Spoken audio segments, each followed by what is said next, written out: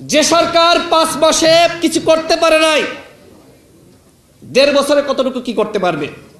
তারা আওয়ামী লীগকে নিষিদ্ধ করতে পারে নাই, তারা পুলিশরা বিজিবির কর্মকর্তাদেরকে গ্রেপ্তার করতে পারে নাই, তারা নিত্যপণ্যের দাম কমাতে পারে নাই, তারা আওয়ামী লীগের নিবন্ধন স্থগিত করতে পারে নাই, তারা এরকম পারে নাই অসংখ্য পারে নাই। সামনে কি পারবে আমরা দেখতে চাই।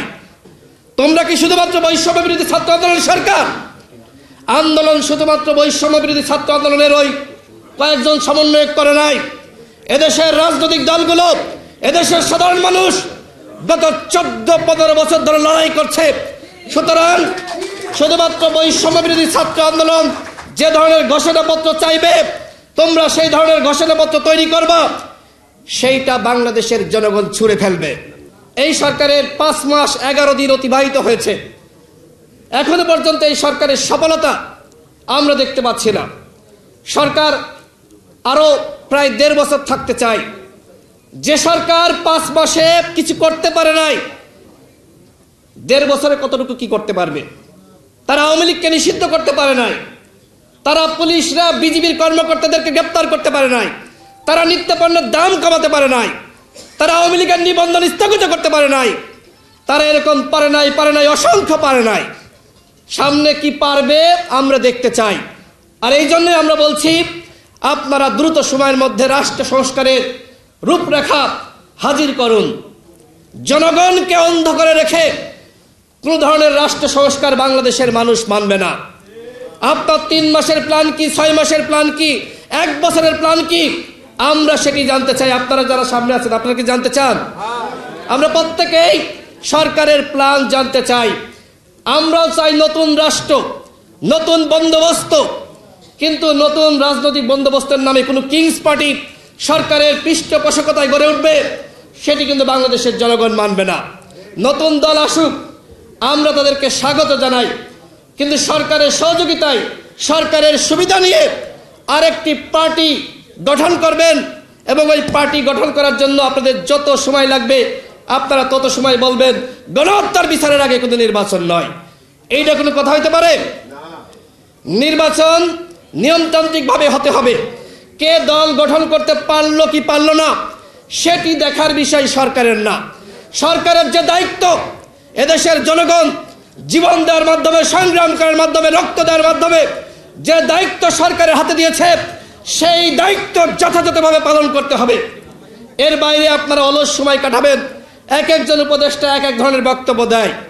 আপনারা দেখেছেন একটি জাতীয় সংলাপ হয়েছে, সেইখানে তাদের যে দাওয়াত প্রক্রিয়া, তারা এই যে এত বড় নেতাদেরকে ডাকলো, 1 কাপ চা পর্যন্ত খায় না, 1 কাপ চাও খায় না, তাদের নাকি টেয়া নাই।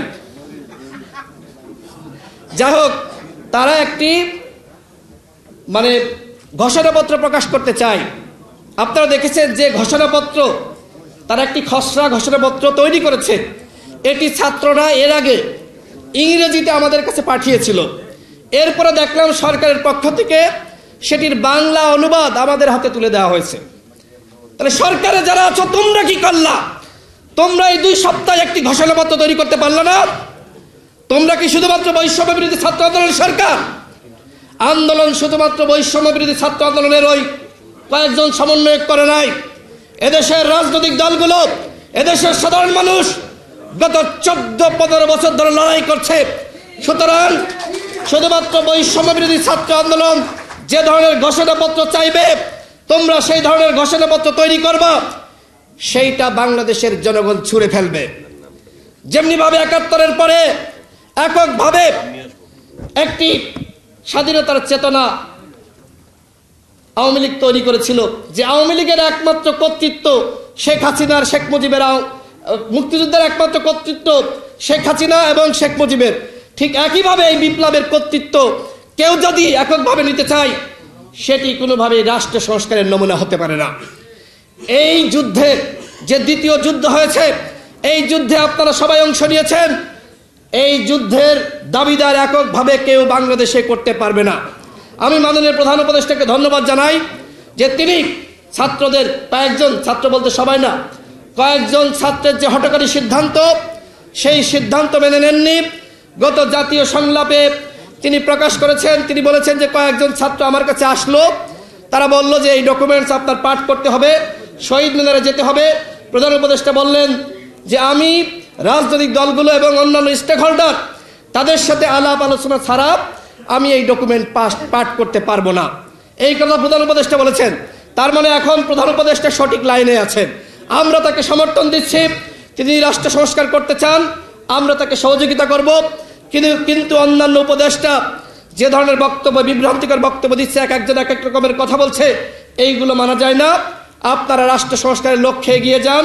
আজকে যে তরুণ প্রজন্ম এখানে যারা আছে, ফয়সাল ভাইরা যে ধরনের আয়োজন করেছে চেতনা বাংলাদেশ, যদিও আমি আগেই বলেছিলাম যে এই চেতনা শব্দটাকে আওয়ামী লীগ এমনভাবে পচিয়েছে, আজকে এই শব্দটা নিয়ে, এই নাম নিয়ে কাজ করাই কঠিন হয়ে গেছে। আওয়ামী লীগ এইভাবে মুক্তিযুদ্ধকে তারা ধ্বংস করেছে, মুক্তিযুদ্ধের যে চেতনা সেটাকে নষ্ট করেছে। আমরা বাংলাদেশে আরেকটি আওয়ামী লীগের পয়দা হোক, সেটি আমরা চাই না। নতুন বাংলাদেশ, সেই বাংলাদেশ গঠনে আসুন আমরা সকলে হাতে হাত রেখে কাজ করি।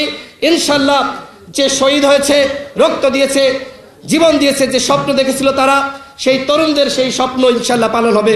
ধন্যবাদ সকলকে। আসসালামু আলাইকুম।